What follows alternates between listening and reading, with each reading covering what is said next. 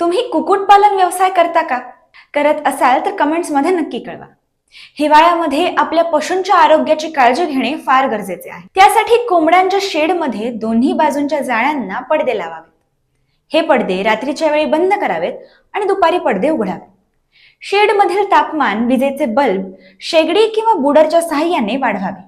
Load शेडिंगच्या काळात शेडमधील तापमान वाढवण्याकरिता तातडीची सुविधा म्हणून जनरेटर, बॅटरीची सोय करावी.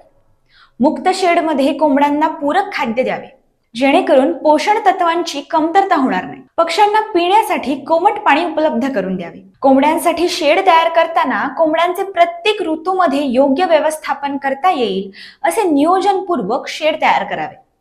तसेच शेडमध्ये हवा खेळती राहावी याचीही काळजी घ्यावी. अधिक माहितीसाठी जवळच्या पशुवैद्यकाशी संपर्क करावा.